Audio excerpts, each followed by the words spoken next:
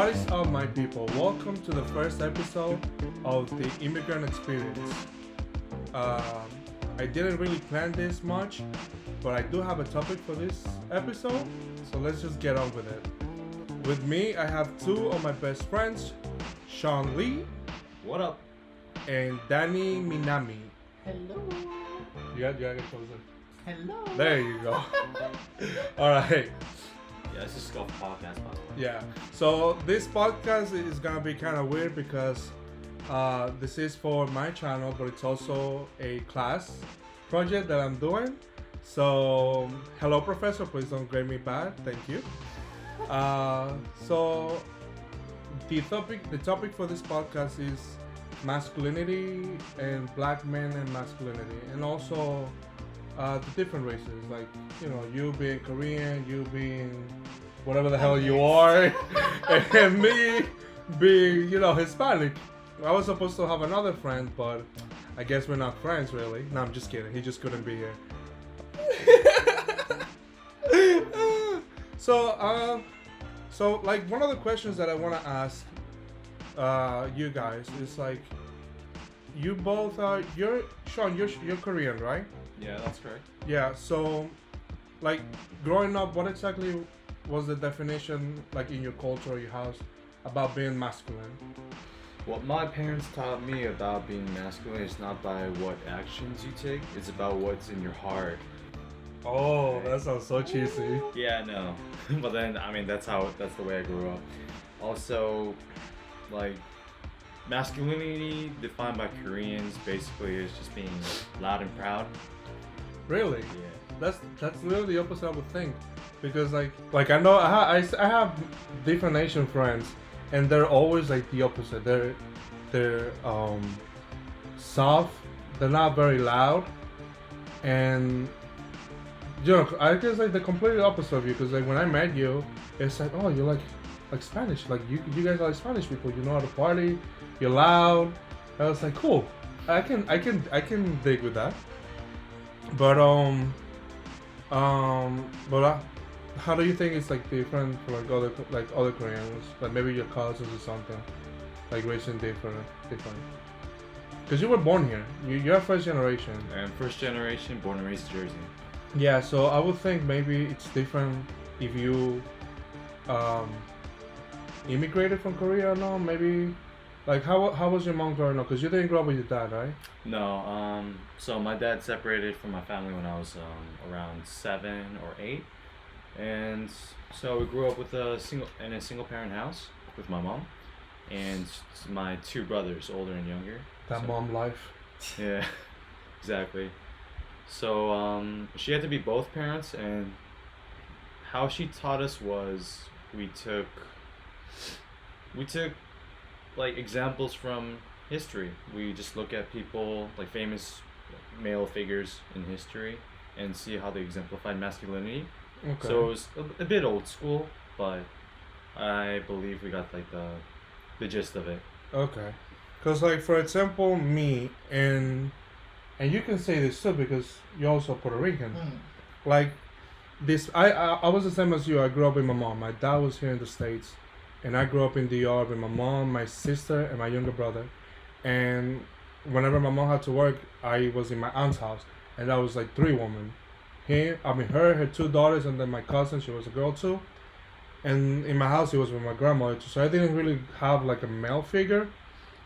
But I know like in like, especially the Dominican culture, it's like, how do you say machismo? It's like very, very manly, like toxic masculinity. You know what I'm saying? It's like the man is the man of the house. You have to do whatever the man is. If a man goes out and have like different woman, he was like the man. And I was like, that's just kind of bullshit.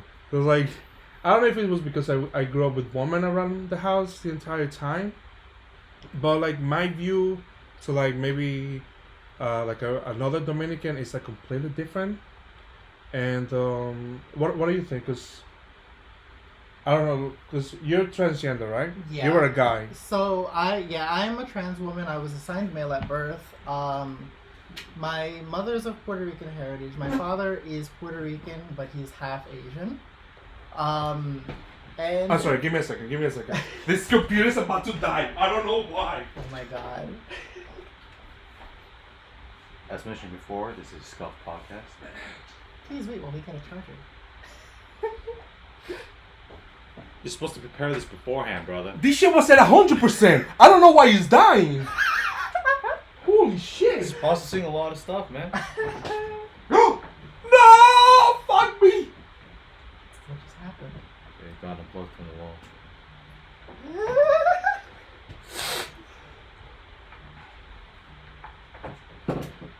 Okay, let me stop. Is it in you? Let me not say that.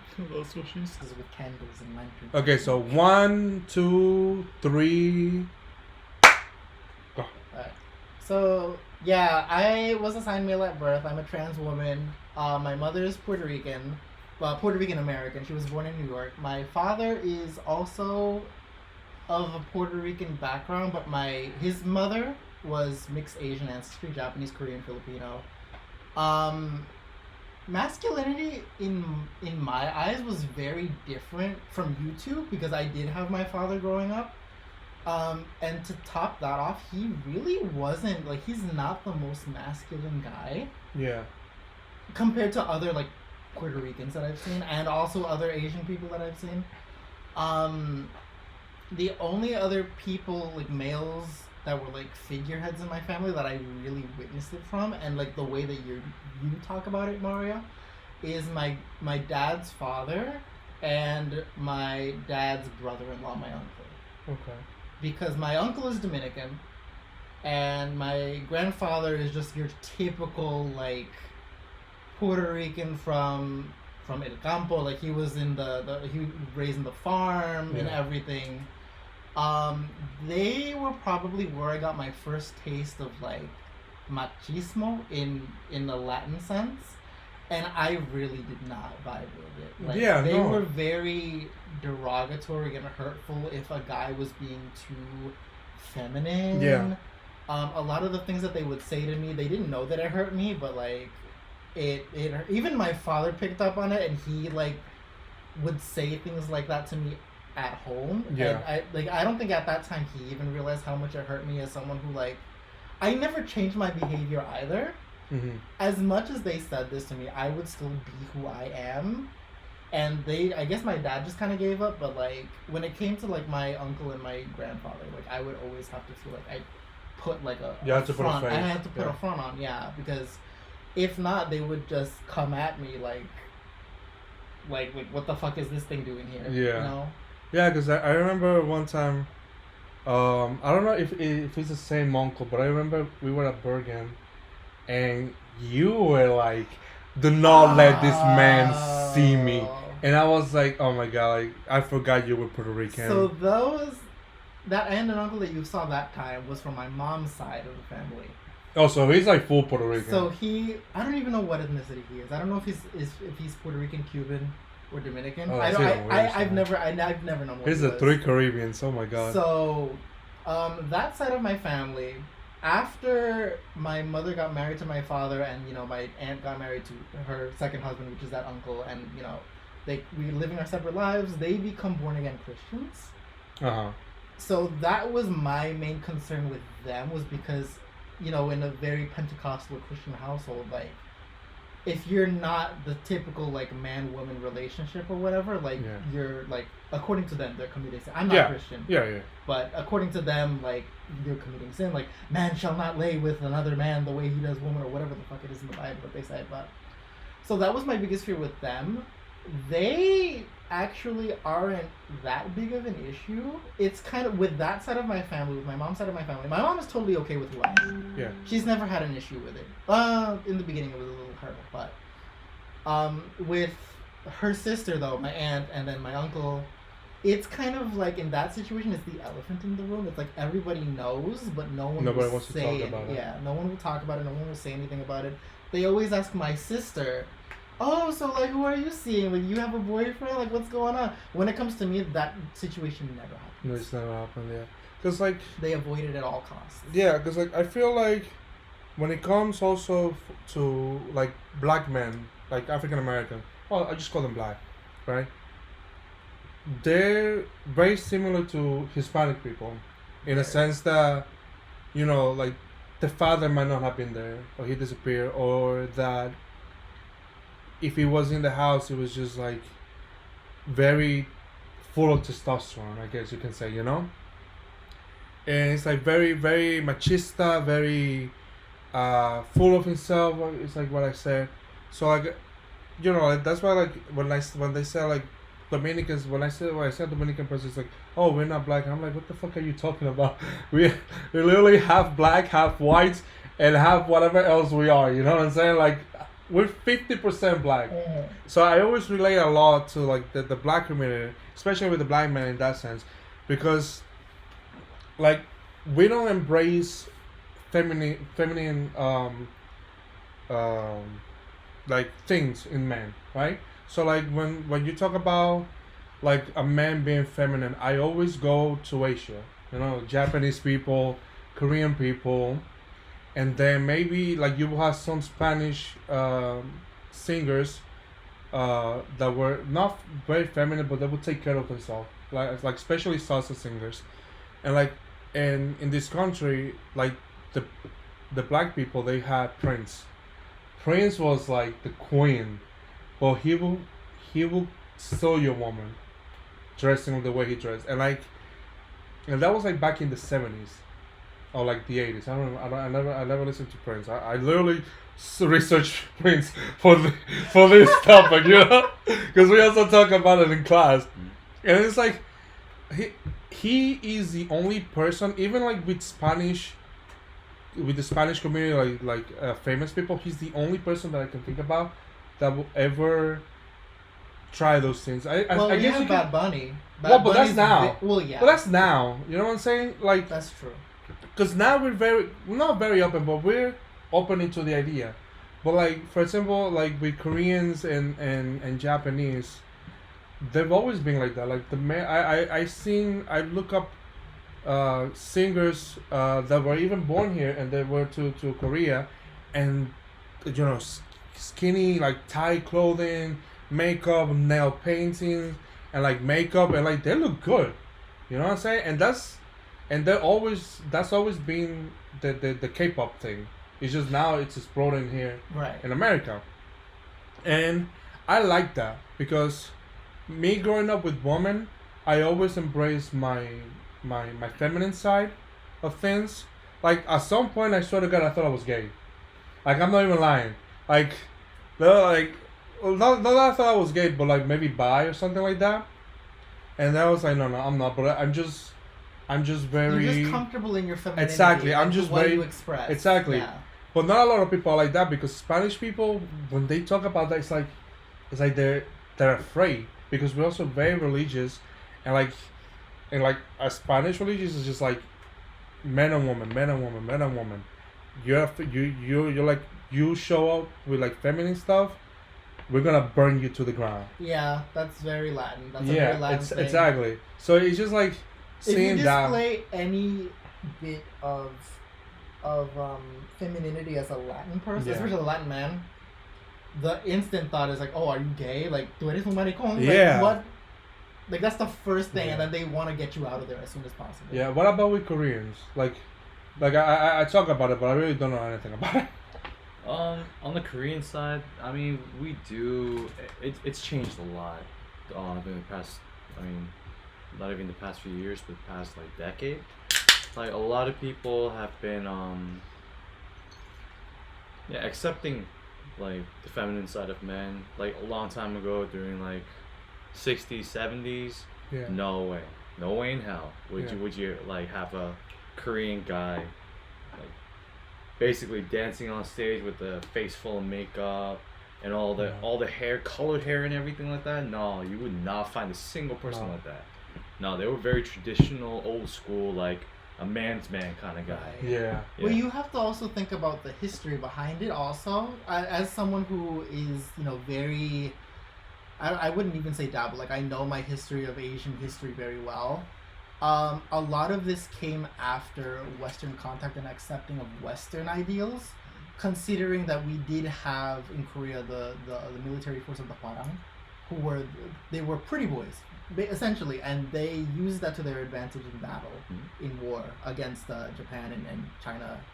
So I think it really was after Korea started opening up to more Western ideals that they took on these ideals and adapted it to the Korean palette, where this is why men have to be this way, like a man's man, compared to like a woman's role in society. That reminds me of Mulan.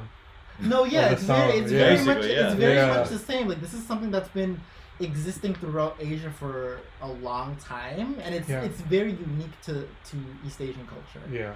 Where like to this day we actually have a word for it in Japanese. A bishonen is a beautiful young boy. Beautiful young boy. Oh, shonen, yeah. So it's this concept where it's like, it's a very like man who's into his like he's not afraid to express his like femininity or whatever, but he can still get the girl.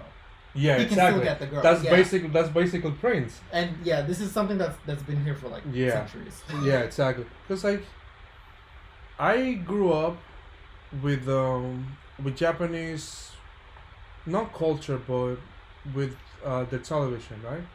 Not like the live action, but like the anime. Because in Latin American anime, just exploded like in the 80s when it was all novellas, and then we didn't have money to make our own thing except for novellas, because novellas is just very cheap and you reuse footage. So we dub anime, and like a lot of Japanese anime, they have like boys on boys called yaoi. Yeah, so we call shonen ai is the more preferred term. It is a difference. Yaoi is usually like there's a lot of sex involved. Okay, so no sex. Shonen ai is more like romance. Okay, so shonen ai, exactly. So I grew up watching that, and me, not having a male figure like that would be like, if he saw me watching that, he would probably spank me until I die. I was never like afraid of being more feminine, because like I would watch this show and like it's like the man is almost kissing the man, and it's like with American content you will never see that. I honestly never seen that growing up. Maybe now because it's more cultural acceptable, but before that was like taboo. That was taboo, bro.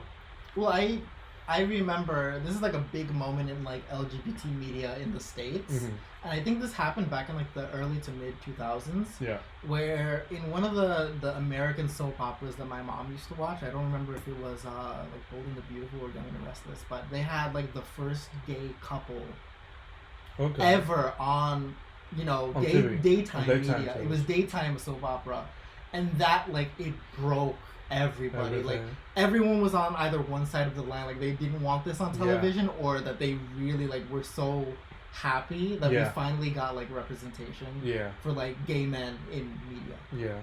And it's like recognized, and there was at that time it was like one of the only like places you would find that, because before that it was just like Ellen back in the 90s with her show. Oh, when she came out, when she came out, definitely. So there, I think it's as far as a Western lens, there definitely is a bit of a skewed mentality towards lesbians and women who act a little more masculine rather than men who act more feminine and like gay men. Yeah.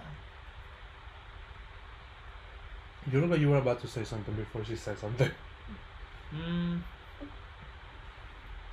Well, not really. I mean, like just continuing on like from before, like how it changed the career. Now you got like people like just cross-dressing and casually.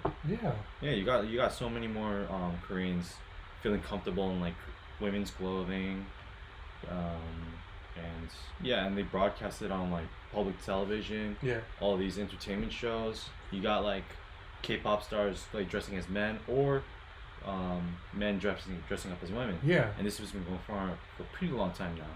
So I think they're getting a lot more comfortable with the idea of like LGBT, everything like that. And there were like also, I'm not sure how long ago this was, but there was like this huge gathering for support for like gays and lesbians in Korea. In Korea? Yeah. Okay. So like before, you would never see that. Before, like, they would just keep that under the covers, or like locked away, like in the like as a deep secret. As a deep secret. Yeah, now they're being a lot more open with it now. Yeah. So their mind is opening up now. That's good. So yeah. Also another thing I would say, like, going back on like how I was raised, I guess, masculinity, like as I mentioned before, like it's not defined by your actions but like who you are inside, Yeah. right? Yeah, let's see.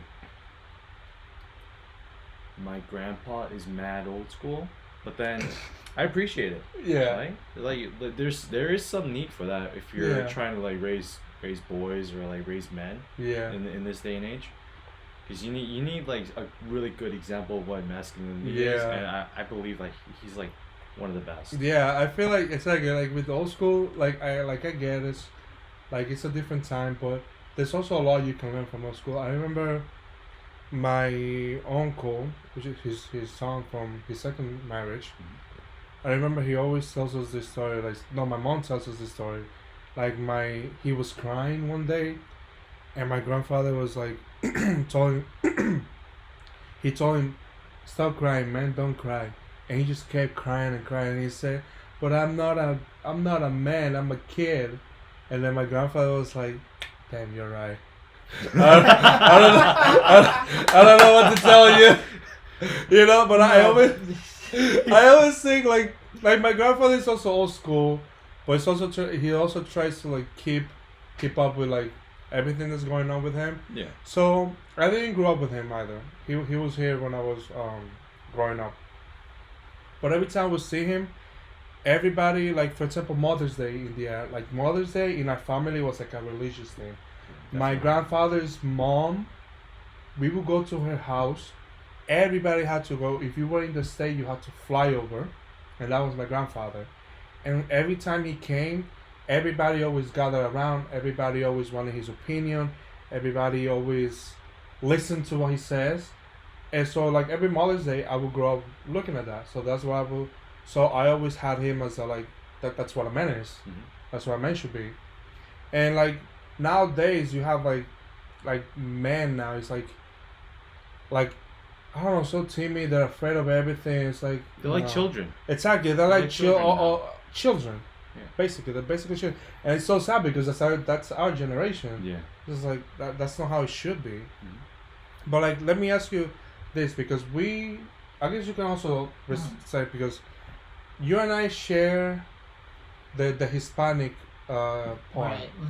but with your Asian side, Yeah. Korean, Japanese, and Korean, like, what do you think are some similarities you guys have, or that share with the black community, with the black community? Yeah. So immediately, one thing that I can compare that's very similar between like black people and East Asian people, we're both very family oriented, especially when it comes to Asian men and black men and their mothers. Oh no. Even Hispanic people too. Yeah, I think it might just be almost. I think white people are the only one who I haven't really observed this in. Yeah. But it's usually like men of color who will go out of their way to make sure that their mothers are in the most comfortable, well taken care of spot in their life, especially once they feel like they have the means to be able to provide. Yeah. Especially if they are unmarried yet, they will do as much as they can for them. Even after they get married, Yeah, they will even do after. as much as they can Yeah. for their mothers. And that, to me, it's kind of like, I don't know how this happened, but this has always been an Asian thing where we have the whole Confucian ideal of filial piety. Like, you know, your parents will literally clothe you, feed you, bathe you, house you, teach you, and all that they want in return is for respect and for compassion back. Yeah. And I don't know how this seemingly happened to develop in black and Hispanic communities, but it's very similar. Yeah. At least from what I've noticed. Yeah. What about you? I'd say I agree with a lot of Danny's points. It is true that we have a really deep rooted connection with like filial piety, as you said. Wait, what is filial piety? I'm sorry, I'm the dumb one. Like sorry. being loyal to your parents. Oh, okay, Taking gotcha. care of them, like anything that they need, you just go for 100%. Okay. Right? So Yeah. that's filial piety. Definitely. Yeah, Koreans are the same way. We just I mean, I'm not sure about this generation, but then like before, like my uncle is like the best example of filial piety because anything that my grandparents need, he's always there to take care of it. Yeah, like And- in Georgia. Exactly, yeah. Yeah, yeah. Whenever they have something that they need fixed or whenever they need something from outside, he always takes care of everything. Like he mows their lawn for them. He takes care of everything. And he doesn't even live nearby because he lives in Vegas, right? No, he actually stays in Georgia. Oh, really? Most of the time, but then like it was his property in Vegas that we had to like sell off. So Oh, we, okay, we okay. just had to do that. Okay. But his roots are now in Georgia, and so he really wants to stick close to them because Close to they're getting up there in their years. Yeah, yeah. It's getting harder for them, but like I see him and it's like the perfect example of masculinity because he's he has that filial piety. He has that respect for my grandmother and grandfather. Like there's Yeah. nothing he wouldn't do for them, and also he's a big guy. Yeah, he is. He's jacked. Yeah. Yeah. So I mean, not that like is what defines masculinity, but I mean he's I can't deny that he's a good example of it, Yeah. right? So he's like loud and proud when he needs to be, but then he can be like mad quiet when he wants. Yeah, when he's chilling, he's just like he just show his Asian part. yeah, Like really yeah, quick. Exactly. Yeah, it's funny because I don't know. I have, like in high school, I had two Chinese friends, and they were the same.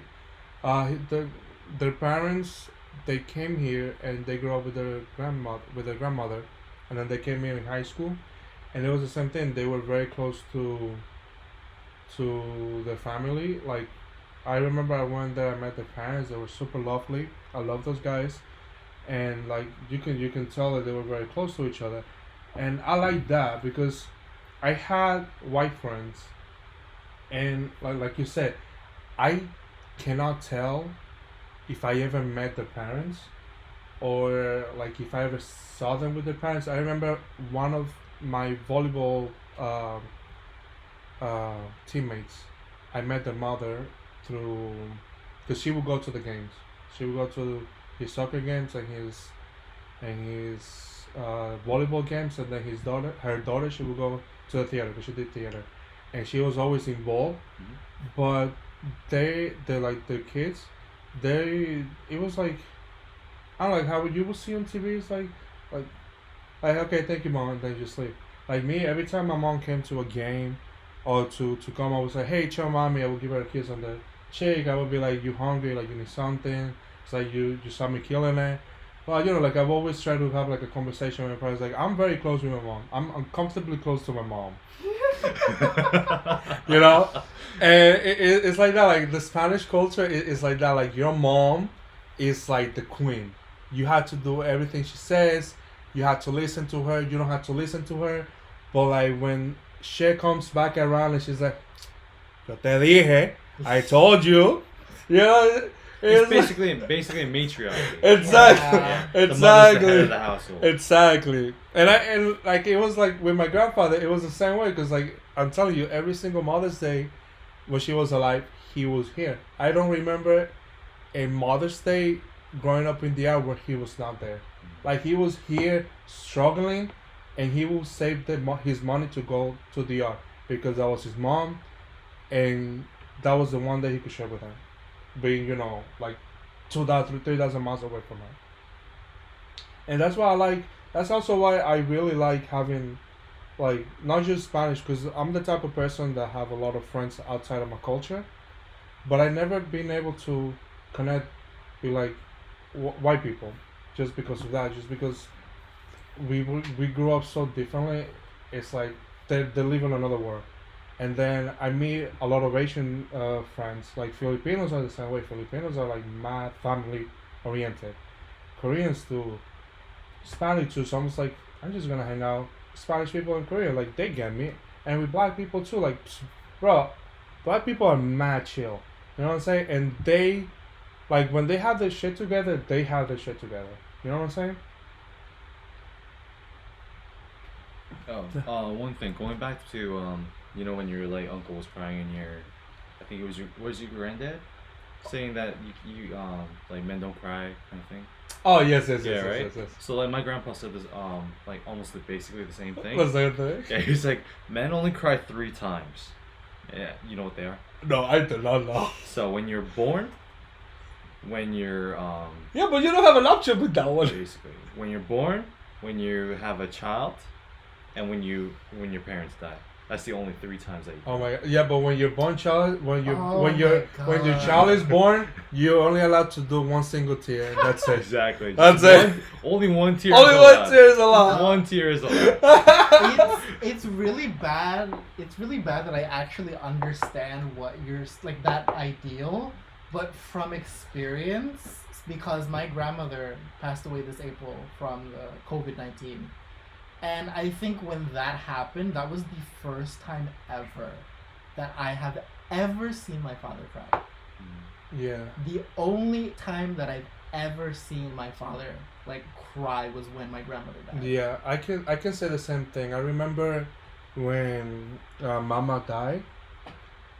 We went to her funeral, just me and my dad, and not all of his siblings, but most of my uncles and aunts that came. And my dad took care of her when nobody could take her, and I remember she would treat him like a kid, because when you're that old, they're basically a kid. And I never seen my dad crying. The 4 years that I lived with him, I never saw him crying, and I saw him. We walk up together, and he was crying. I was like, I never seen that from him before. I was like, to me that was powerful, because he is so old school. He's like the man is the one that brings the bread to the house. The woman cook, but he cannot do that to my mom though, because my mom is like not prepared. It's like she would slap the shit out of him. But like he's like that type of man. With the chocolate. Bro, Damn. bro. So, but he's like super old school. Like I'm like, we don't live in the 50s. Like, you gotta chill with that. And I never seen him cry. And I saw that, I was like, damn man, like even he got feelings. You know what I'm saying? No, yeah. And like me growing up, like I've been to funerals and everything. Like I remember my aunt, mom died, and I grew up with she took care of me, and I didn't cry. Like I went there, like I knew the concept of death. At that time, I was maybe, I think, 13, 14, before, like 2 or 3 years before I moved to the States. And I tried to cry because my aunt, she was crying. Like, she's my mom. She's basically my second mom. And she was crying. She couldn't stop crying. And like, I was trying to do something for her. I didn't leave her side. And I was like, I thought I was like a little devil, because like I didn't cry the entire, like I tried to cry and I just couldn't cry. And like I don't know why, because I didn't grow up with men, but my mom, she is very masculine, so she never cried in front of us. She only cried one time, and that was it. She will never cry. She will be tough and all of that. So my mom was my mom figure and also my dad's figure. So I guess that's why like I never been able to do that. Because even now, like when my dad moms died, I also didn't cry, and I didn't grow up with her, but I still love her. I remember when I was a kid, she would come, but I couldn't cry. I saw my dad cry, but I couldn't even cry. So I was just like, I'm a little devil or something like that. I just can't. But I don't think that makes me less of a man. It's just, I guess some people deal with death differently, I guess. When my grandmother first died, I didn't feel anything. The only time that I ever cried was at the funeral, and it was only because I saw my dad crying. Yeah. I saw him cry, and that's what got me. What got you to cry? Because, I'm gonna be honest, when I was 14, back in high school, that was when we knew that they were getting to that age. My grandparents were getting to that age, because she tried to fix a light bulb. She had a fall. Ooh. Ever since that fall, her health was just straight down.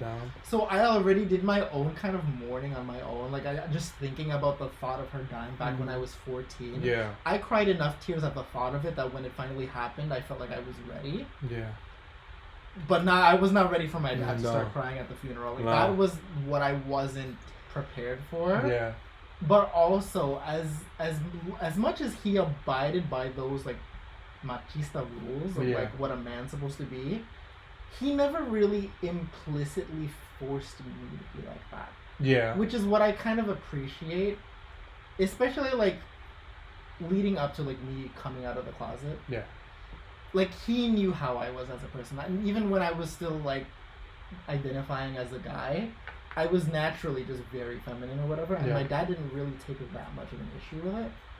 It only became an issue after I came out. Wait, how? Because that's when he had to face the reality that I was not getting married to a woman. Yeah, that I wasn't going to be having kids the right, well, so-called the right way. Yeah, the right way. That, you know, I wasn't going to be...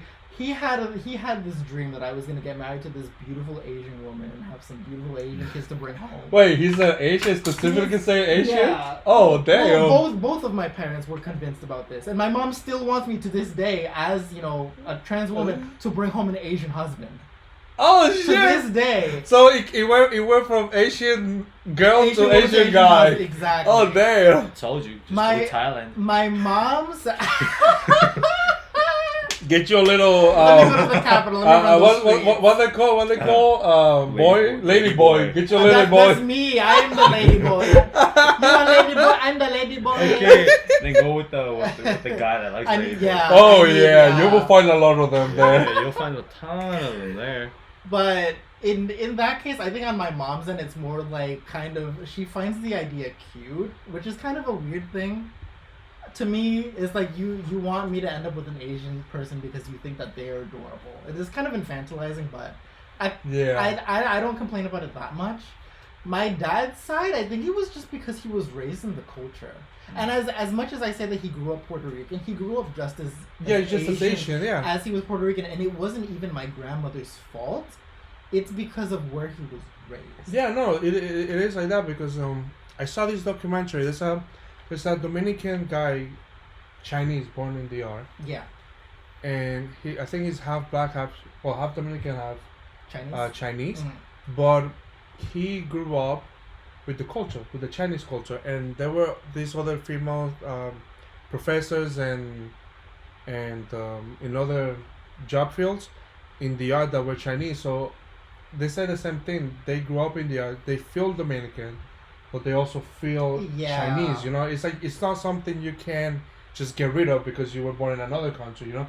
You two were born here, and you're Korean as hell. You're a mix of all the Asians and Puerto Rican as hell, you know what I'm saying? Yeah. So it's like, it's really hard just to get rid of it, to be Americanized. It's really difficult, because even if you're a person who tries to get away from your culture, there's never really a way that you can fully escape it. Exactly. As much as you try, because I've seen shows and documentaries and things, especially about black people who pass as white, who try to get away from their blackness. Mm-hmm. And there is a certain point where it's like you cannot separate fully. Yeah. I've always found that so stupid. Yeah. I don't really advocate for trying to get away from your culture. If you're someone like me or someone else who's mixed and you wanna like, not even that you want to, you kind of grow up both. Yeah. That's even more difficult. Yeah. Especially when you're someone who's mixed to non-white and you're being raised in America. Yeah. It's really hard to try to be white when you're double not white. Even for someone like me that grew up in another country and came, like me, I come here and they told me, like, I tell them like I'm Dominican. I said, no, you're not. Because the way I talk, the way I present myself, and the thing I do is like, you are not Dominican. Like, you're probably like Brazilian or Colombian. I was like, where the fuck did you get that from? Yeah. You know what I'm saying? Because like the image, like other Latin, other Latin people here have and white people and black people have a Dominican, it's like this Hispanic version of a black person. Yeah. Mm-hmm. And like that's not me. I'm like, if we have to like put it in a category, I'm more of a white man than a black man, in my attitude. But it's just like, that's the way I grew up. Like my cousins are like this way, my friends are this way. Not the ones from school, but the ones that grew up that I grew up with around my house, like we like rock music. We dress with the pants all the way up. We like to go with shorts and like dressing shoes, and like just go and have like a little wine or something from time to time. You know what I'm saying? That's what we like. And then I come here, it's just like, you're not Dominican. It's like do I have to talk like a Dominican? Okay, my name. Like I have to talk like that. It's so annoying. I don't like that. You know what I'm saying? So, and that's like one of the things too with like masculinity, because people have this view of where you're from, and they tell you, oh, this is how you should act. So it's not just your culture that tells you how you should be acting. It's also the people that put you on a bubble and says, this is how you should be acting. You know what I'm saying? It's just like, nah, man, that's not me. You get the expectations from both ends, whether it's from your own culture or from the culture of wherever that you're living. Yeah. And this is something that I personally have faced a lot being mixed in America, where you guys both know how much I rep my Asianness. Like I rep my Japaneseness and my Koreanness. You speak a lot. You speak Korean. Yeah. You speak Japanese. Yeah. You're learning Chinese. Yeah. And you're 50% Puerto Rican, and you only know how to say empanada. That's basically all you know. I'm like, man, like what is this? Yeah. So I rep the Asianness a lot, but I will consistently have people talking smack about me, saying, you're not Japanese, you don't look Japanese, you weren't born over there, you don't... It's not about... Like, why have this preconceived notion, this expectation of what a Japanese person is, when we're not all the same from the get? Like, you go to Japan... People will be full-blooded Japanese and look like me. Be brown, double eyelids, everything. We're not a monolith. We're not this like hive mind community that everyone seems to think that we are in like outside of Asia. Yeah. And I would actually argue it's the same thing with Korean culture, where this is this duality of culture between K-media, so K-dramas, K-pop, and actually like working class Korean people day to day. Oh, definitely. It's very separate, and you look at a K-pop boy band member. You look at your typical run of the mill like table runner or whatever. Mm-hmm. Both of them can exemplify what it means to be a man in Korea with them looking and acting totally different. Yeah, exactly. So not everyone is the same. Yeah. And it's something that I think a lot of people to this day, whether you're in that culture or in another culture, have struggled to understand. Yeah. So just one thing, going back to what you said about like acting a certain way, looking a certain way, like talking a certain way. Like one funny story I have, like when I visited Korea for my brother's wedding. Oh yeah.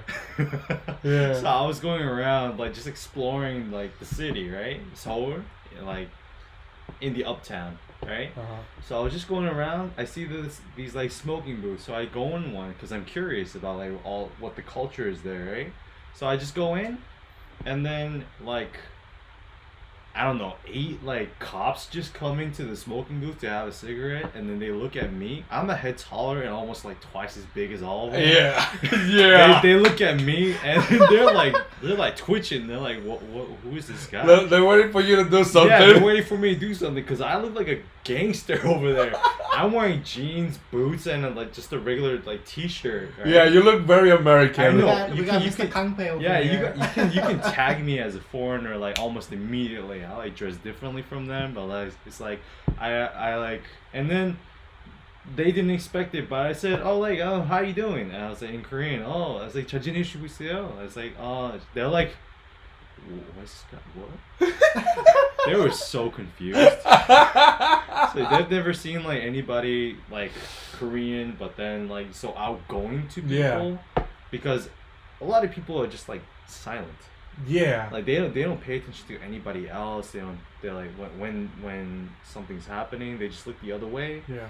Like, and when they're going somewhere, they only focus on that or whatever the fuck they're doing. Yeah. And then it's like that. They never had like anybody just come up to them and say like, oh, how you doing today? It's like, what's your day been like? Yeah, they don't have that. That's what like stuck out to me when I went over and visited. And it's funny because That wasn't here. That was in Korea. Yeah, that And was. you're Korean. Yeah. Because like with me, it was I'm from the app, but I was here, and everybody has a view. But in Korea, I guess like even if it's their own people, they still have like these different views Exactly. of like how they should be, or like you know. It's like over there. What I noticed is just mind your business. Just do whatever you're doing. Yeah. Don't pay attention to anything else. Also, what was it? Dress a certain way. Like Yeah, that's a oversized big one. tops, definitely. Man, Oversized I'm gonna tops, tell you skinny this. jeans. I'm gonna tell you this. I am so sad that I'm fat because I've seen Koreans and Japanese styles, and I'm like, dude, that looks fire. Yeah. That's how I want to dress. But I cannot pull it off. Like this And then- ass and like this stomach right here is like, no, papi, this is not for you. It's like I go over there, I see everybody wearing like designer clothes, oversized wear, like skinny jeans. You got the chains and the You got earrings the, and yeah, you got everything. chains, Everywhere, the colored earrings. hair. You got like the like model. That's like, Kanye double- West. Yeah, the double eyelid surgery and everything like that. I go over there, I'm fucking monolid. I have like regular like straight cut jeans, a t-shirt, a regular No t-shirt, cosmetics on no either. cosmetics, nothing. At I all. just lotion, bro.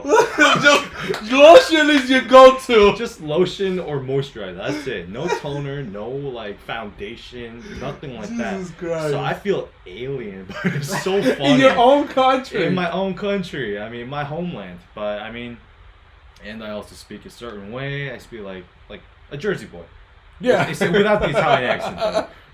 Without the Italian accent, I speak like a Jersey boy, just a typical American. Mm. But yeah, it was hilarious seeing those policemen's like reactions to me. It's so funny. So let me ask you this: well, like, what do you think is the difference like between toxic masculinity in the States and in Asia? Because with Hispanics and American, it's almost basically the same. It's all about the man is the man of the house. Yeah. Even though nowadays that's not true anymore, Mhm. but in Latin America that's still the I norm. feel like in Latin America, it's almost like it's the same kind of toxic masculinity that you would get in the United States, but like times 10. Times 10. So like tell me, like what do you think is like the difference over there and here? Like I know you weren't there for a long time, but like from whatever you saw. I mean, I didn't really see a good example of what toxic masculinity, except for drunk people. That's all I It's saw. not Oh, yeah. When they drink, that comes out. It comes Oh. out, man. Like they start yelling, they start like staggering in the streets. Like if somebody bumps into them by accident, they go like, "Oh, what the hell is your problem?" They just start fighting. And then my deal is, it's like, dude, he just bumped into you by accident. It's like, just let it go. Yeah, they do that here too. Yeah. I remember when I already knew you when we did the club. That was 2 years ago, right? That was almost 3 years ago. Almost yeah. 3 years ago. So that was like a year after I met you, right? Mhm. In my mind, I thought Koreans were gonna be like Japanese people and Chinese people, very calm. They do everything right. They don't loud. They don't speak their mind. Blah blah. All that crap, right? And then we went to the club, and we went. No, sorry, not the club. The club, the school Yeah, it club. was the club, but we all went to the And bar. then we went to a bar, Oh no. and it was the Korean bar, and all I see is people like everyone was Korean. I think I was the only foreigner in there. Foreigner in the States. In the States. I was the only foreigner in the States. Everybody was Korean, and like I saw all the girls drunk. I think I even saw someone giving a blowjob, and I'm not even joking about that. Oh my god. And I was like, bro, this is wild. I feel like I'm in a house party, like a Dominican house party. What the fuck is this? What the fuck is this, man? I thought y'all were like Welcome to chill the people. Welcome to the real Korean culture. Yeah. I was like, I can fuck with these people, man. I can fuck with these people. Yeah, man. Once alcohol gets involved, we have Oh our my- wild side comes Uh-huh. out. Oh my god! But even without the alcohol, because I remember, like a few, the girl that you used to like, she wasn't like that. She was mean as hell. Then the girl that you don't like Yeah. now, Mhm. she was very wild with or without alcohol. And with Yeah. the alcohol, she got like 20 times worse. Yeah. Ooh. But she's not like a rare type either. Like there's a lot of like hers. We don't talk about this girl anymore. Yeah, right? no, Yeah, we I don't we don't like talk her. about this it. is, this is like classified, She right? is, yeah. You We- know what? Let me not get into it. We're giving you the tea. Yeah. We that's out. No, we ain't doing that. So in television, in TV, because that's my major. I haven't speak anything about TV. I probably should have done like a question or two about this a long time ago. But like, how do you, when you see your own people in TV, and you see the men, right? Let's not say that the last 3 movies that was all about Asian, but when you see like a whatever TV show and they have an Asian guy, what do you think? Like, do you think they represent them the right way, or like when it comes to like the guys? Like, let's say for example, Too pretty. too pretty. Wait, are you talking about like in the States or in? No, in the States. No, in the In the States. States. Yes, okay. yes, yes. Okay. No. Oh, In Asia, it that's would be a totally- different yeah, it's story. totally Scratch what I said different. before. Yeah. They're fine. They're what? They're fine. I don't necessarily agree 100%. I feel like, I mean, nowadays, I feel like it's getting a little bit better because of this whole call to action with people of color being like, well, we want real representation. We want how we actually are seen. Yeah. And I actually do think, like, to an extent, Crazy Rich Asians did it very well compared I to wouldn't know. a lot of other media that we've had Yeah. in the U.S. that features an Asian character. Karate Kid. Yeah, oh God, Oh, man, this is Mr. Miyagi. Don't even get me started. Man. Yeah. Historically, I feel like the U.S. hasn't been very well representing Asian, especially Asian men. Yeah. Because if we go back to like the 50s and the 60s, like Asian men were always villains in any kind of action movie or whatever. So they were painting us as like evil. We do make good villains though. Yeah, but Well, that's but also the hero was Asian, because if Not we talk always. if we talk about the 60s and the 70s, those times was all Bruce Lee, and then he came Oh yeah. and then he came Jackie Chan, They and it were was like- Jet Li. They were like the few that were painted in that light, but if we're going like way back, I mean, one of the worst, I think, villainous Asian stereotypes is the Fu Manchu.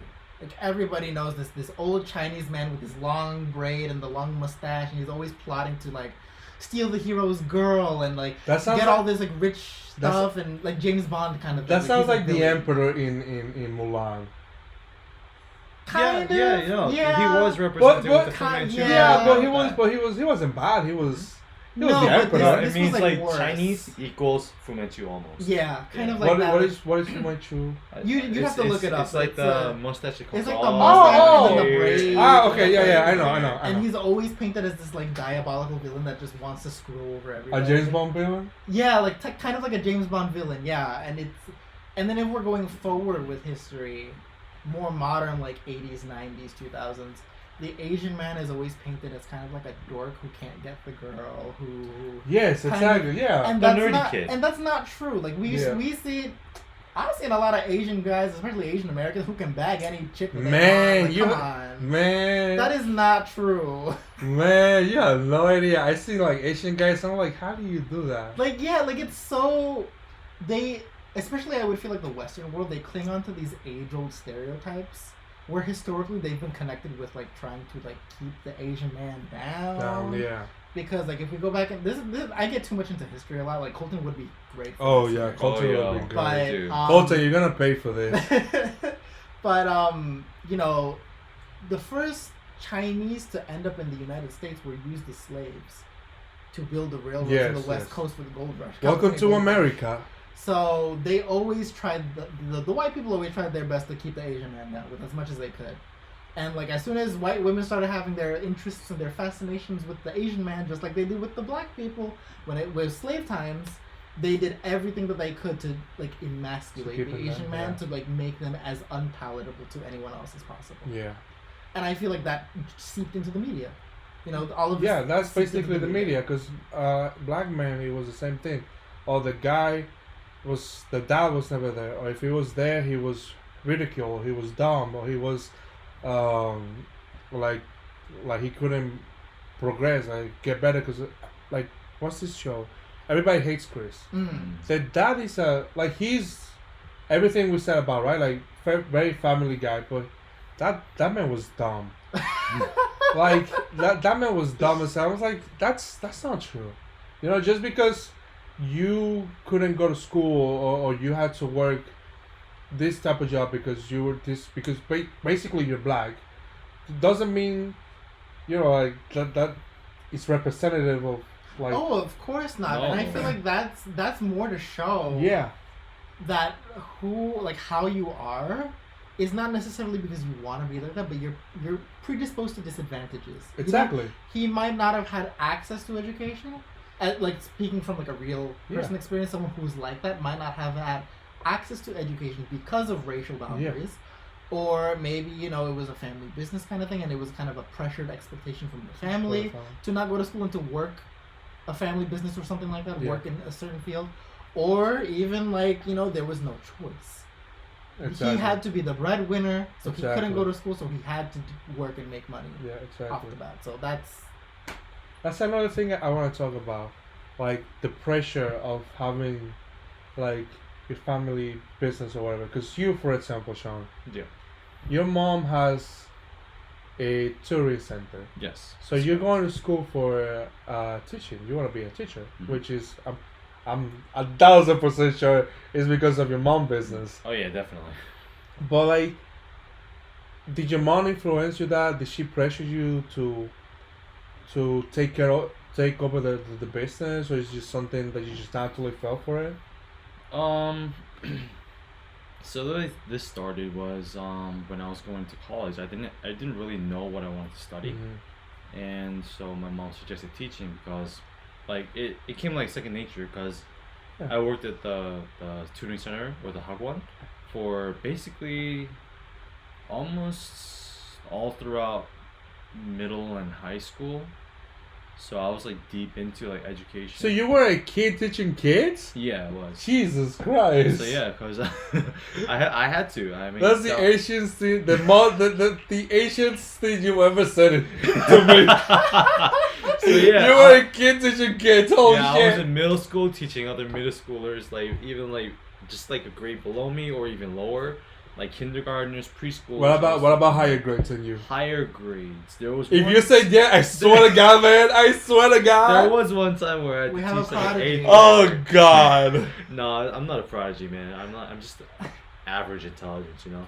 Okay, so. Average, like in the Asian scale, right? Oh my God. God damn! Stop it, bro. Stop it. Too much. Yeah, that's way too much, bro. Oh God. No, that's all cool. So yeah, I decided to go into my education degree. So finished my bachelor's, going to my master's right now. I'm currently doing my master's, and we're still doing our bachelor's. Yeah, I know. Suffering. No, it's because I got lucky. I had a mom that was really really strong. Yeah. Really knew how to push me, how to like guide me through whatever confusion I'm going through. Like I don't know what I want to do. There's just too many interests I have. So she suggested teaching because again, like it just came second nature. I like teaching kids. I love interacting with them because they're so energetic. I love like the way that they just want to soak everything up. Yeah. And that feeling when you teach a kid something for so long and finally the light bulb goes off, you know, there's no feeling. That's the best feeling, right? That is my favorite. That is the most amazing thing that I remember I experienced. I remember when I just finished high school, right? And I wanted to go to Penn State, but Penn State's not expensive. So I was like, nope, we're gonna go to community college. So I went to this community college and I didn't know what I wanted to do. And my mom was the same way. My mom is very supportive. She's like, listen, if you don't want to go to school, you don't have to go to school.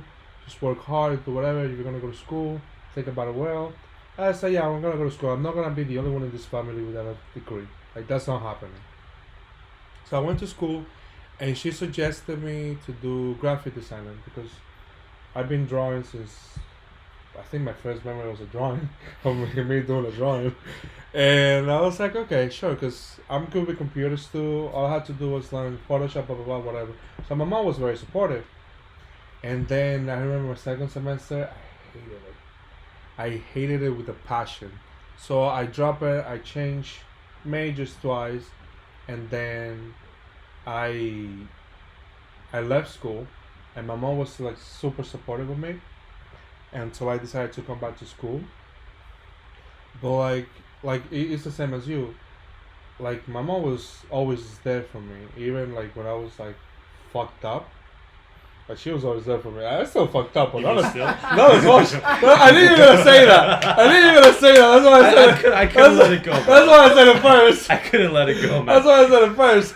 So, like I never had this pressure of being the bread guy, cause like, mom, I grew, like I said, I grew up with women. It's like it's a different feeling than growing up with man. And I love it. Like I saw, like if I could go back and change something, I wouldn't change anything. Like I love grew up with my mom, with my aunts, and it's just like the only pressure that I have when it comes to like the family and being a man is the school, because my grandparents, my moms, and my uncles, they all went to school. They're all professionals. My uncle has a PhD. My mom has a master. My godfather is a doctor. In the end, I was gonna be a doctor, and then I come here. I was like, I'm not doing that. I'm not doing that. So it's just like it's a different pressure that I have of, not like taking like a family business or just like being the man, but it's a personal pressure of like I cannot be the only kid in this like family living up to it, without a degree. Even though my mom says it's okay, you don't have to, because this is America, right? You can make it if you work hard. Yeah. But I still want the degree. My brother has a degree. There's no way in hell I'm gonna be the only child without a degree. Right. You know what I'm saying? Even if it's like a degree and I don't work on it, I can still say I have my degree. You know what I'm saying? So it's just like I don't know, man. Like that's why I like y'all, because we can relate to each other. You know what I'm saying? Yeah, I love that. I was gonna say in my case it was a unique mix of pressure, like personal and from my parents, only because even then, this is even after I came out, as trans woman, and I'm still like getting my education or whatever. And it mostly came from my mother. Okay. Because my mother didn't finish high school, got her GED, Okay. and didn't go to college. Okay. So her thing with me and my sister is she's always pressured us to get as high as an education as we can. Yes. And not just, it doesn't have to be a PhD or anything. She wants us to also make sure that we're studying in a field that is lucrative, that you're going to be able to make money in. Definitely. That is her biggest concern with me and my sister, is she just wants us to be so well off that we can support ourselves. Yeah. Well, my mom wanted me to be a teacher. No, not the most lucrative job. No, if anything was involving like science or math, my mom was like, "Oh, you should do that. Oh, you should do that. There's a lot of money in that. You should go do that." Yeah, definitely. It's not, but honestly, a teacher is like, sure, there's no money. You can still support yourself with the salary. It's not, but it's not like You're not gonna be lucrative. rich, no, But yeah. it's a very respectful career. You know what I'm saying? Because you're teaching the next gen. It's Yeah. like, if they fucked up, it's like it was your fault. But if they succeed in life, it's like I wouldn't know. But I'm pretty sure it would be like the feeling that you got, like, with the light bulb just you will get the same feeling when you see them succeeding. So it's not a lot of money, but you can be proud of the job what you're you doing. do. You're of what working you're like a doing. noble skill. Exactly. Yeah.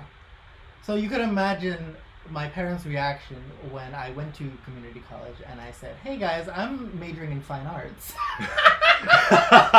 Oh my god! Oh my god! I can imagine their faces. Dude, you don't even have to go to school for that. What? All you need is a computer, a pen to put a tablet. It's just that. So my thing is, I had ever since middle school, I had this vision along with my circle of friends ever since middle school. We were all artists. We all drew basically like manga style. Oh, that's what I did too. So that's what I did. Like Japanese comic style. And our dream at that time was we're gonna work at what we do. We're gonna get the experience that we need.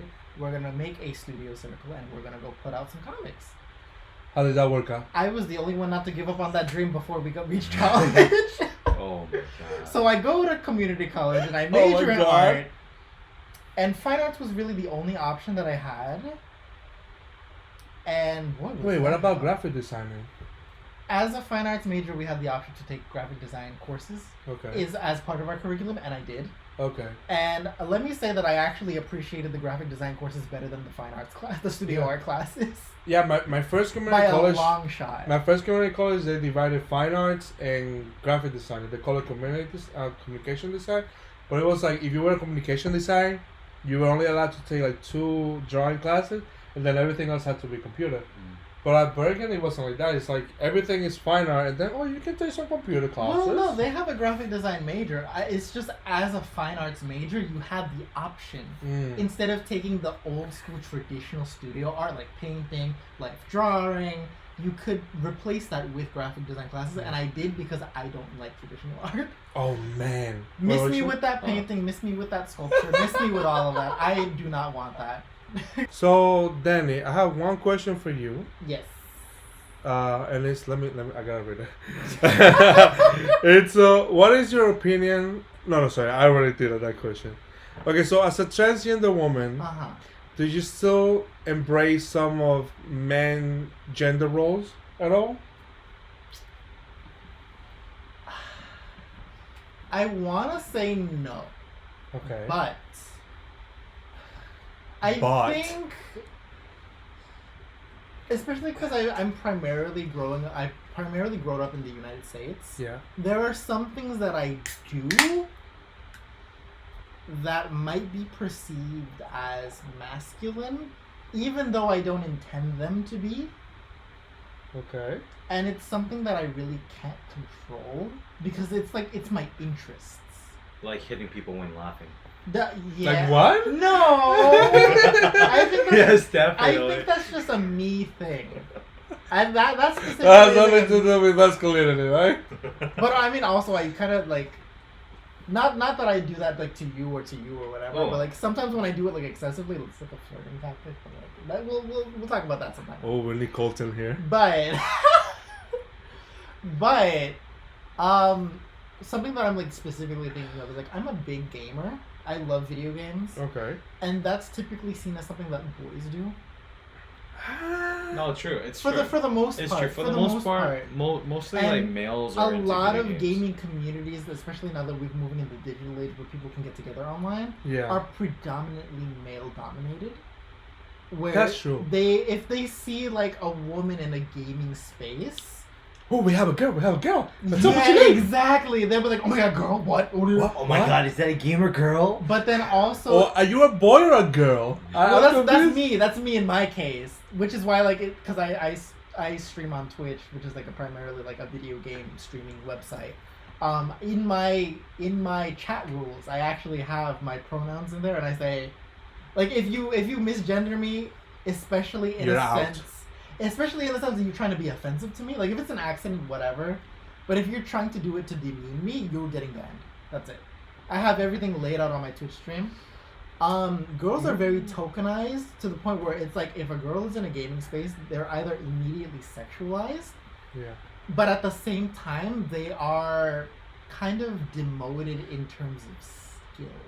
A girl could be super skilled at a game, and a guy would never know because they think that she can't do it. Yeah. Like, oh, you're a girl, you can't be good at this game. What? Like, yeah, I see that doesn't matter. I know I'm a part of so many gaming communities online, and a lot of them are like, I surround myself purposefully around a lot of gaming girls. Okay. Who take it very seriously like I do. Mm-hmm. We all got balls. Like, we all got the chops to stand our ground in whatever game that we main, and we can take on these boys no problem. Yeah. And we do this out of, I think, not only just a general interest, like this is our passion, but also to kind of prove ourselves and to make it like more accessible to other women who might have a general interest in gaming. Like, if we can do it and we can keep up with the boys, so can you do it. So like we foster a community that's kind of healthy. Mm-hmm. That's just kind of my take on it, but that's definitely like a hobby of mine that I see a lot of guys are shocked to hear. When people like I use dating apps and stuff like that to meet like guys and try to like find a boyfriend or whatever. And when they ask like, oh, so like what do you do? And I mention it. I'm like, yeah, like I'm a pretty big gamer. I play video games, like especially like fighting games. And they get really taken aback. They're like, oh, what? Like that's so cool. That's so different or whatever. And it's like.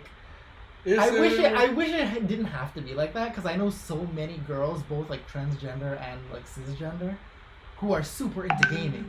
Yeah. It shouldn't have to be a thing that's only associated with like boys and like masculinity, and it's like people who like rage on their games and stuff and like rage quit and like talk shit on voice cam or whatever. We do the same shit sometimes. It's not good behavior, but we do it.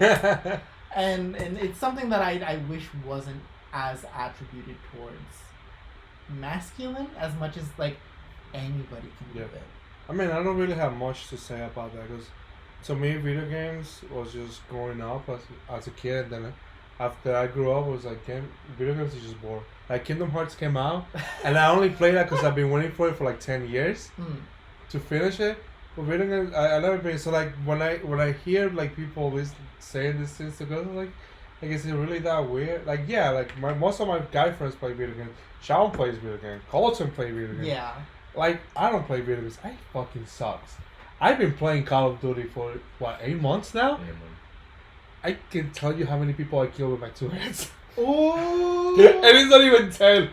Give me 10 minutes with the game and I can probably, like, I just suck, man. So, like, to me, it's not surprising to see. Because when I go to Twitch, all I see is just girls Twitching video games. Really? All I see is just that. When I go to Twitch, it's just girls, like, either in cosplay, playing video game, or like showing a little bit of skin. See, that's a bit of a niche, and I can tell you from experience, most girl gamers aren't like that. Those are the ones who want the attention and will do anything to get the attention. Not that there's anything wrong with showing skin. I'm all for it. Free the nipple. No slut shaming in this household. Like, you be a hoe, be free. But there's a distinct difference when you see a girl who's doing that because she wants to, and a girl doing that because that's what gets her views. Yeah. Because I do know a girl in the fighting game community who is very busty. She's older. She's like 30 something. She has a lot of going on, and she shows it, and she's proud of it, and I support her.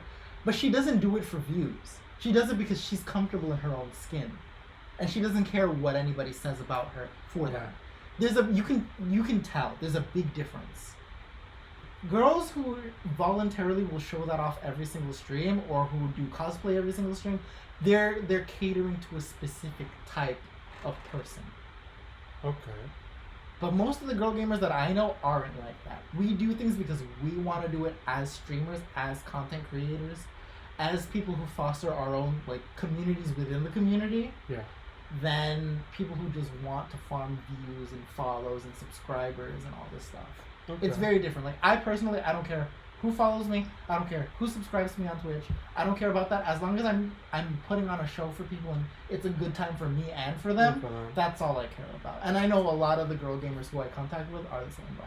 Yeah, I mean, that's what I would think content creation is. Just you having fun and just making sure it's fun for But some people get absorbed in the fame and the notoriety and like the attention. And that's where you have to make a conscious decision, like, do I let this affect me or not? You shouldn't. Personally, I would say don't let the fame change you, but at the same time be conscious of your following. Because at that point, if you have that many viewers and that many followers or whatever, you have influence.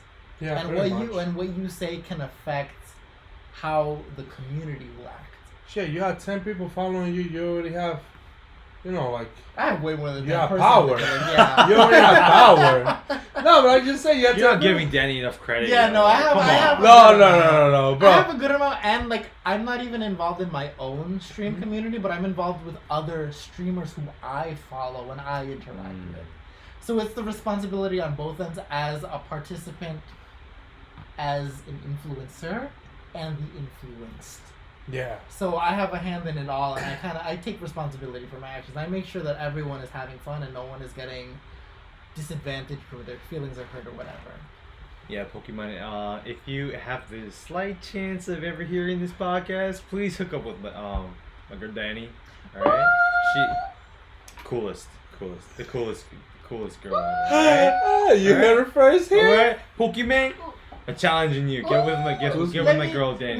Let me just. I know I'm not on camera, but let me just. Took off the ponytail, yo. Let her down. Who's Pokemon? She's a streamer. Oh, okay. Like the top ranked. I have no idea. Top ranked female streamer, like number 1. Oh, Almost okay. Almost number 1. I have no idea who that is. So you got to do your research, bro. Come on, Man, get on it. I don't understand streaming. Cause they stream for hours and hours. Mm-hmm. Bro, I play Call of Duty for 2 hours. I already want to die. Like I already don't want to play anymore. You know. Honestly, in my case, 2 hours is usually like my cap. Like I don't stream more for 2 and a half hours. You gotta understand that this is their main source of income. This is what they do for a living. I respect them because that would never be my source of income. I could never be playing video games every single day for more than 2 hours, convincing people to give me money. That's like, bro, you have shit figured out. It's definitely like a craft, I guess. Like you won't understand it until you do it. Mm-hmm. Because for me personally, I was very shy when I first started out. I started out back in like July, August, and I didn't know what I was doing. I had to set up my software. I had to make sure everything was good. I encountered a lot of technical, and to this day, I still sometimes will encounter technical difficulties that fuck up the stream. But once you get the groove going and you know how you want to run things, and you have your own like regulars in chat that pop in, like subscribers, followers, whatever, then you kind of get a handle on it. And if you're someone who streams and you watch other streamers, it's like a circle community. Like you all share ideas and you all kind of just it's I don't know how to describe it. It's something that I really can't put a name on, but it's like it's a community. It's something that you grow with. No, I know exactly how you feel. To get off of this topic though, because we have been dabbling on it a while, that's not the only thing that I feel I kind of embody masculinity with in a way. So this is more like the dating realm. I am not like other girls who just I used to be. Not anymore. I'm too old for this shit. Like I'm 25. Like my biological clock is ticking. I need to make some money moves. You can say that again. I don't sit around and wait for the guy to make the first move. If I see a guy and I want him, I will make the first move. I love that. Yu-chan did the same thing. She made the first move. Wait, who? Yu-chan. She made the first move. Yeah, you gotta give us some context here instead of just introducing another character from like nowhere. All right. His girlfriend. Yeah. Exactly. I love that. So I don't think I don't want to say that it's a Japanese thing. I would say it's a modern Japanese thing that girls will make the first move nowadays. Before it was never like that. Okay. Like Japanese women in general, like me, we're getting sick and tired of waiting, so we make the first move. I mean, she's also I see that. That was kind of my thing. Also being trans, I will never know if a guy is really feeling me or not, because I also cannot tell. I don't think I pass very well. Yeah. Like if I walk down the street, I think that most guys will clock me. This is terminology that we use in the community, but they'll know that I'm not cisgender. Yeah. For the most part, if I'm not dolled up, wearing my good clothing, wearing my makeup, doing my hair and everything, they'll definitely know. And even then, some guys are still like into that, but I'll never know. Unless I make the first move. And I'm very impatient now. Yeah. Because I don't got a lot of time. I'm almost in my 30s. I need to make sure that I have something down pat. You know? Like, I can't be sitting here waiting around anymore. I'm not 19, 18, whatever, that I can just mess around with whoever and have the free time to do that. If I want to have a guy, my general guideline is you're going to be with me for a while. It doesn't have to be forever. But if you want to be with me, you have to be prepared to be with me for a while. And I make sure of that by making the first move and checking in if a guy really wants it. Okay. So, real quick, can you define what cisgender is? Because I think I know, but I'm not sure. Yeah, there's a lot of people that hear it, but then they don't know the exact definition because there's so many different kinds of genders out there. like we don't understand all of them. Yeah. Right? Thank so you, Sean. Real quick. Thank you, Sean. So I kind of went into this knowing, thinking that people would be, well versed enough to know, but not Okay. everybody is. Listen. Sean is a smart one. I'm the dumb one that you have to explain everything, okay? So, if you come up with a word, you need to think that I'm a 6-year-old and just explain what it is. So, for those of you who don't know, cisgender just means that you identify with the biological sex and gender that you were assigned without birth. So if you were born male and you identify as a man, you're cisgender. If you were born as female and you identify as a woman, you're cisgender. So I'm cisgender. You're cisgender. Okay. Sean is cisgender. I'm not. Yeah. Because I was assigned male at birth and I was born biologically male. Mm-hmm. But I transitioned into womanhood, 3 years ago at this point. So now yeah, you're considered. Yeah. So now you're considered So I'm transgender. transgender. Oh, Transgender. And more specifically, I'm a trans woman because I Oh. identify as As a woman. Because there are people who are also non-binary, which means that they don't identify as either man or woman. Yeah. That there's they identify as something outside of How do they call themselves? non-binary. Non-binary. Or sometimes they'll say gender non-conforming. They don't Okay. conform. Oh, I heard to of that one. They I don't heard of that conform one. to gender. Yes, Yeah. yes. So there's and it's a lot of people kind of a lot of cisgender straight people talk a lot of shit because they're like, oh, all of this is so new, I can't keep up with this shit or whatever. This is not new. This has been around for a long time. Yeah. It's just that finally now in the 21st century we're getting recognition. We're getting more access to resources. We're getting more access to media to be able to talk about our experiences. And that's why people think that this is new. It's not new. We've been around forever. Thank you, Internet. Urban Dictionary, we owe you one. Oh my god. We really do. We really do. But that's the gist of it. So cisgender means that you identify as the gender and the sex that you were born as. Okay. I don't. I transitioned. And it's very funny. I physically transitioned 3 years ago. Japan has a very different culture regarding people who are like me. I never had to come out. People just knew. I never had to physically say to people that I was transgender. You know what's funny? I remember when me and Sean first met you, you identified yourself as gay. Yeah. But I don't know if it was maybe because of your hair, but I already knew you were transgender. Yeah, so Me and Sean, we just knew. And you call yourself gay, I was like, oh, okay. Maybe I don't know the difference, but... Right. So that's a very good point that you bring up, and I think I chalk it up to cultural difference. Mm-hmm. So in Japan, they kind of, and it's not good, because especially now, in recent years, from 2016 onward, the LGBT community in Japan has been very invigorated. We're speaking out now on our experiences when we didn't before. Japanese society as a whole, and this was because of Western influence back in the 1800s, boiled down anyone who was not straight as gay, and particularly in men. So if you were gay, or if you were just effeminate and you were male, or you were transgender, assigned male at birth, transgender woman, you were put into the same circle. This is terminology that I'm using that you shouldn't use in Japanese. So if you ever talk to someone who's LGBT in Japan, never say these words. But they would call you okama, or they would call you onabe is a lesbian, a tomboy lesbian, a butch. I thought onabe was food. Well, onabe is a pot, yeah. Oh, okay, yeah. I knew it. I knew it. It's slang. It's slang. Okay, It's okay. slang.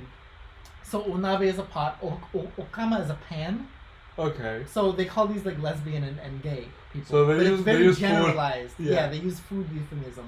And then we have these two kanji that we use as top and bottom.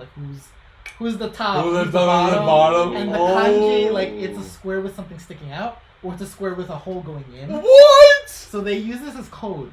And China picked up on this too, because kanji is from China. Yeah. So in Taiwan, they use the same slang. That's not really code if you can kind of understand. Well, you can understand it, but if you're just a regular person who doesn't know anything about gay culture, you're probably not gonna pick up on it. But yeah, it's obvious, but at the same time, it's nuanced. But in general, in the Japanese society, they kind of blended everyone together who wasn't straight, specifically in regards to men. So gay men and trans women were under the same umbrella. Okay. It wasn't until recently now that there's this term that we use that is kind of controversial. And you took Japanese classes, so you've probably heard the word before, but not in the way that I'm describing it. So, otoko no ko. What does that Otoko mean? is a man. Oh, yes. No, the possessive particle. Yes. And in regular Japanese speech, otoko no ko is child. So it means boy. Yeah, boy. But the way that this community uses it, the ko isn't the kanji for boy, the Chinese character for boy. It's the Chinese character for daughter. Musume. So otoko no ko in this sense with that different kanji means a male daughter.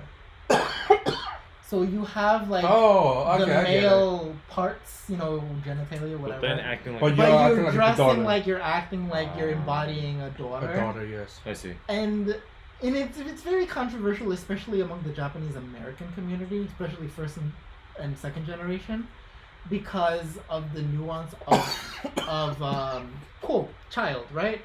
So a lot of people see it as like pedophilic when you use this term, because it's like they think of like these young underage boys who dress as girls or whatever. That's not the case actually in Japan. And then in the weeb community, The weebs. for lack of a better term, so these very hyper enthusiast anime fans, Otakus to you. otaku, yeah. A word that they use in the same context as the Japanese people use otoko no ko, but in this community is trap. That's just straight Yeah. English. No, I'm saying in the American community, It's the a trap. American, Oh, in the American West. Okay. Western anime. Okay, the otaku Western community. otakus. Okay. They use this word called trap, which a lot of people, including me, don't like. I used to use it before I got insight on how it can be portrayed negatively. Yeah. And I understand it now. It's like they use it because of the whole phrase, like, oh, it's a trap. Like, it's a girl, but like, then you take off the clothing and it's like, oh, there's a over there. Like, you see a it's a dude, whatever. And it's like, we're not trying to trap people. Like, we're not trying to confuse you. We're not trying to trick you into like having sex with us or whatever, or being in a relationship with us. It's just whatever. people assuming. It's people assuming and people using negative thoughts and just negative ideas Yeah. as to who we are as a people. Yeah. We're genuinely looking for someone to spend the rest of our lives with and to have, like, I guess, meaningful sex Yeah, with you and everything. basically just want the same thing as We everybody want the same wants. thing as anyone else does, yeah. So for them to go ahead and use this term trap, It's offensive. it's offensive. And Yeah. you can see why it's offensive. 'Cause Yeah. we're not trying to trap or trick anyone. Yeah. That's not the point. We're just trying to be who we are. Yeah. But just real quick, but would you blame them? Like considering them a trap, because I mean they don't know, they assume that you're one thing but then you're actually another. Would you blame them?